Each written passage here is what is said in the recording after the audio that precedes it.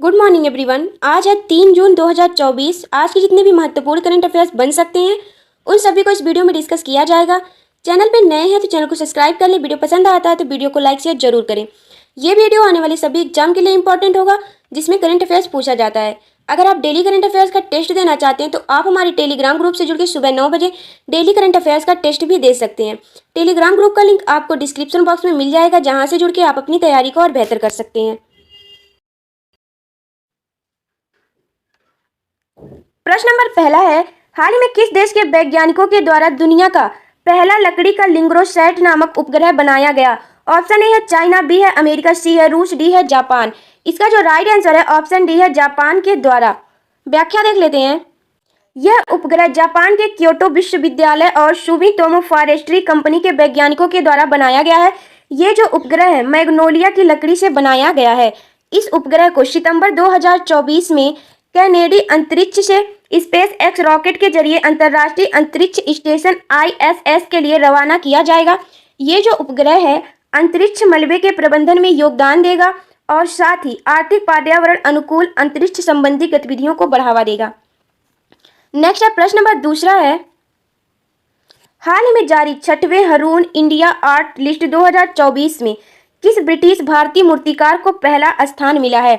Option A है Sudarshan Patnaik, B Anees Kapoor, सी विवेक Soni, D गुलाम मोहम्मद। इसका जो राइट आंसर है ऑप्शन बी है अनीस कपूर को। हरून इंडिया आर्ट लिस्ट 2024 जो है ये हरून रिसर्च इंस्टीट्यूट द्वारा जारी किया गया है।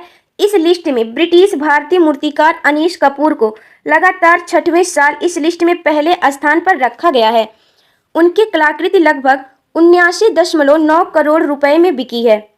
दूसरे स्थान की बात की जाए तो यह स्थान मिला है बड़ोदरा के गुलाम मोहम्मद शेख को। इनकी जो कलाकृति है ये 24.1 करोड़ रुपए में बिकी है। नेक्स्ट है प्रश्न नंबर दूसरा है, हाल ही में किन दो अंतरराष्ट्रीय अंतरिक्ष एजेंसियों द्वारा अर्थ केयर मिशन लॉन्च किया गया है? ऑप्शन ए है ESA और जाक्सा, बी इसरो और नासा, सी नासा और ESA, डी नासा और जाक्सा। इसका जो राइट आंसर है ना ऑप्शन ए है इसे ESA और जाक्सा के द्वारा। अर्थ केयर मिशन यूरोपीय अंतरिक्ष एजेंसी और जापान एयरो स्पेस एजेंसी के बीच एक संयुक्त मिशन है।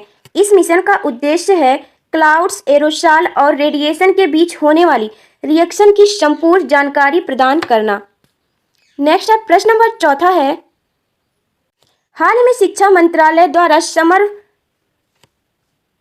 फिएस्टा 2024 का आयोजन कहाँ किया गया? ऑप्शन ए है श्रीनगर, बी नई दिल्ली, सी बंगलुरु, डी गांधीनगर। इसका जो राइट आंसर है ऑप्शन बी है नई दिल्ली में। व्याख्या देख लेते हैं। ये शिक्षा मंत्रालय द्वारा ग्रीष्मकालीन उत्सव 2024 का आयोजन जो है ये नई दिल्ली के राष्ट्रीय बाल भवन में किया गया है। इसमें 15 से 16 साल के उम्र के बच्चों की 30 से अधिक प्रकार की विभिन्न गतिविधियां शामिल हैं। इसका उद्देश्य जो है विज्ञान, कला, खेल आदि के क्षेत्रों में बच्चों को प्रोत्साहित करना। नेक्स्ट है प्रश्न नंबर 5वां है, हाल ही में स्क्रिप्स नेशनल स्पेलिंग बी खिताब किसने जीता? Option A Tachhavi Baghani, B Amrita Mridal, C Aastha Sachdev, D Brihat Soma ने। इसका जो राइट आंसर है ऑप्शन डी है बृहत सोमा ने। व्याख्या देख लेते हैं। 12 वर्षीय भारतीय अमेरिकी छात्र बृहत सोमा ने यह खिताब जीता। इन्होंने 29 शब्दों की सही स्पेलिंग बताकर यह खिताब जीती हैं। इसके साथ ही इन्होंने स्क्रिप्ट कप और 50,000 अमेरिकी डॉलर का चेक भी जीता है। नेक्स्ट क्वेश्चन है, हाल ही में टाइम पत्रिका द्वारा किस भारतीय कंपनी को दुनिया की सबसे प्रभावशाली कंपनियों में एक के रूप में मान्यता प्रदान की गई है?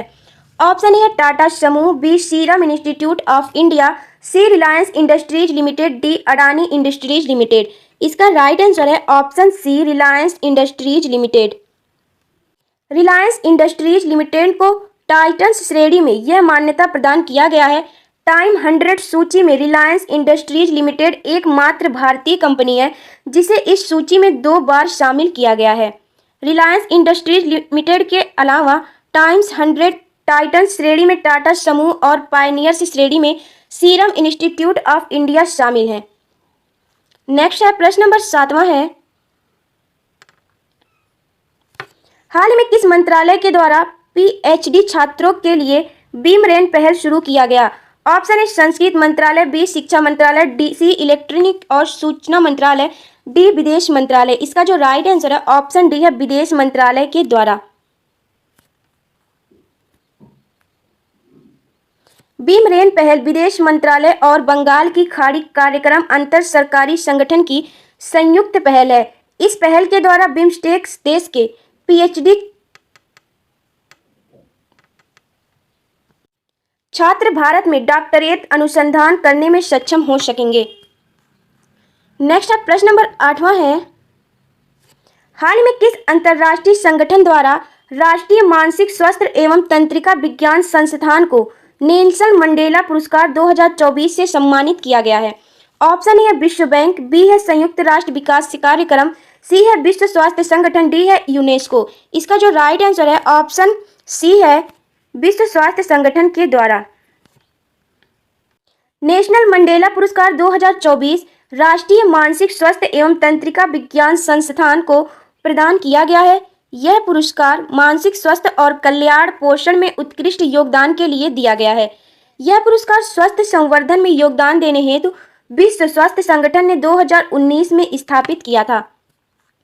नेक्स्ट है प्रश्न नंबर 9वां है, हाल ही में भारत का पहला इलेक्ट्रिक वाहन सूचकांक किसके द्वारा जारी किया गया? ऑप्शन ए है NITI Aayog, B national stock exchange index limited, C electronic and सूचना मंत्रालय, D Bombay stock index exchange limited. इसका जो राइट आंसर है ऑप्शन बी है national stock exchange index limited के द्वारा भारत का पहला इलेक्ट्रिक वाहन सूचकांक जारी किया गया है। नेशनल स्टॉक एक्सचेंज लिमिटेड द्वारा निफ्टी ईवी और न्यूज ऑटोमोटिव इंडेक्स जारी किया गया है। इस सूचकांक का आधार तिथि जो है ये 2 अप्रैल 2018 तथा आधार जो है ये मूल्य 1000 है। यह देश का पहला इलेक्ट्रिक वाहन सूचकांक होगा जो इलेक्ट्रिक वाहन क्षेत्र के व्यवसाय के प्रदर्शन पर निगरानी रखेगा। नेक्स्ट है प्रश्न नंबर 10वां है, हाल ही में विश्व पशु स्वास्थ्य संगठन का महानिदेशक किसे नियुक्त किया गया? ऑप्शन ए है एड ड्वायट, बी है इमैनुअल सोब्रेन, सी है लॉरेंस बोग, डी है रेयान हैरिस। इसका जो राइट आंसर है ऑप्शन बी है इमैनुअल सोब्रेन। इन्हें पूर्व महानिदेशक मोनिक एलोइद के स्थान पर नियुक्त किया गया है।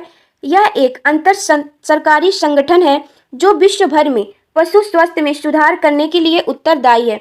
इसकी स्थापना जो है 1924 में की गई तथा इसका मुख्यालय पेरिस में है। हाल ही में भारत सरकार द्वारा सेवानिवृत्ति ग्रेच्युटी और मृत्यु ग्रेच्युटी की अधिकतम सीमा बढ़ाकर कितनी की गई? ऑप्शन ए है 20 लाख, बी है 15 लाख, सी है 30 लाख, डी है 25 लाख। इसका जो राइट आंसर है ऑप्शन डी है 25 लाख। भारत सरकार द्वारा 1 जनवरी 2024 से सेवानिवृत्ति ग्रेच्युटी और मृत्यु ग्रेजुएट की अधिकतम सीमा 20 लाख से बढ़ाकर 25 लाख रुपए कर दी गई है। इसमें 25% की वृद्धि की गई है। नेक्स्ट है, हाल ही में किस भारतीय प्रौद्योगिकी संस्थान परिसर में डीआरडीओ द्वारा उद्योग अकादमी उत्कृष्टता केंद्र की स्थापना की गई? ऑप्शन ए है आईआईटी कानपुर, बी है आईआईटी बॉम्बे, सी है आईआईटी रुड़की, डी है आईआईटी मद्रास। इसका जो राइट आंसर है ऑप्शन ए है आईआईटी कानपुर के द्वारा। व्याख्या देख लेते हैं। आईआईटी कानपुर परिसर में अगली पीढ़ी कक्षा प्रौद्योगिकी में अंतर विषयक समाधान के लिए डीआरडीओ उद्योग अकादमी उत्कृष्टता केंद्र की स्थापना की गई है। नेक्स्ट क्वेश्चन है, हाल ही में राष्ट्रीय सांख्यिकी कार्यालय एनएसओ ने वित्त वर्ष 2024 में भारत की आर्थिक वृद्धि दर कितने प्रतिशत दर से बढ़ने का अनुमान लगाया है? ऑप्शन ए है 8.2%, बी है 7.2%, सी है 6.9%, डी है 6.2%। इसका जो राइट आंसर है ऑप्शन ए है 8.2%। राष्ट्रीय सांख्यिकी कार्यालय एनएसओ ने वित्त वर्ष 2024 में भारत की आर्थिक वृद्धि दर 8.2% की दर से बढ़ने का अनुमान लगाया है। नेक्स्ट क्वेश्चन है, हाल ही में भारतीय रिजर्व बैंक द्वारा 1991 के बाद पहली बार ब्रिटेन से कितने टन सोना भारत लाया गया? ऑप्शन ए है 50 टन, बी है 100 टन, सी है 150 टन, डी है 200 टन। इसका जो राइट आंसर है ऑप्शन बी है 100 टन। पहली बार ब्रिटेन से 100 टन सोना भारत लाया गया है 1991 के बाद। नेक्स्ट है प्रश्न नंबर 15 है, हाल ही में 2 दिवसीय अंतर्राष्ट्रीय इस्पात सम्मेलन 2024 आइकन्स 2024 का आयोजन कहाँ किया गया? ऑप्शन ए है जबलपुर, बी है रायगढ़, सी है नई दिल्ली, डी है रांची। इसका जो राइट आंसर है ऑप्शन डी है रांची। 2 दिवसीय अंतर्राष्ट्रीय इस्पात सम्मेलन 2024 का आयोजन जो है रांची में किया गया है। कुछ महत्वपूर्ण प्रश्नों का रिवीजन कर लेते हैं। हाल ही में भारत और फ्रांस के बीच 7वां संयुक्त सैन्य अभ्यास शक्ति 2024 का आयोजन कहाँ किया गया? ये उमरोई में किया गया है, मेघालय के। भारत और फ्रांस के बीच 7वां संयुक्त सैन्य अभ्यास शक्ति 2024 का आयोजन मेघालय के उमरोई में किया गया है। नेक्स्ट है 22 मई को मनाया गया अंतर्राष्ट्रीय जैव विविधता दिवस 2024 की थीम क्या है? उत्तर है योजना का हिस्सा बने। अंतर्राष्ट्रीय जैव विविधता दिवस जो है ये 22 मई को मनाया जाता है। 2024 की थीम है योजना का हिस्सा बने। नेक्स्ट है हाल ही में प्रकाशित पुस्तक adventure of a travelling monk a memoir के लेखक हैं इंद्रधुम्न स्वामी। नेक्स्ट है हाल ही में जारी 22वें विश्व प्रेस स्वतंत्रता सूचकांक 2024 में कौन सा देश सबसे अंतिम स्थान पर रहा? उत्तर है इरिट्रिया। नेक्स्ट है विश्व स्वास्थ्य संगठन WHO द्वारा अनुवांशित मेनिंजाइटिस रोग के लिए एक नया वैक्सीन मैन 5CB शुरू करने वाला पहला देश कौन बना? इसका आंसर है नाइजीरिया। इस प्रश्न का आंसर आप सभी को कमेंट बॉक्स में बताना है। हाल ही में किस भारतीय तकनीक विशेषज्ञ को नासा के हॉल ऑफ फेम में शामिल किया गया? ऑप्शन है जय बडिगा, बी मुनीश अमन भट्ट, सी सौम्या स्वामीनाथन, डी अविनाश त्रिपाठी। इसका जो राइट आंसर है आप सभी को कमेंट बॉक्स में बताना है, जिससे ये मालूम चले कि वीडियो को कौन कौन देखता है। आज के वीडियो में बस इतना ही। अगर आप डेली करंट अफेयर्स का टेस्ट देना चाहते हैं तो आप हमारे टेलीग्राम ग्रुप से जुड़ के सुबह 9 बजे डेली करंट अफेयर्स का टेस्ट भी दे सकते हैं। टेलीग्राम ग्रुप का लिंक आपको डिस्क्रिप्शन बॉक्स या कमेंट बॉक्स में मिल जाएगा, जहां से जुड़ के आप अपनी तैयारी को और बेहतर कर सकते हैं।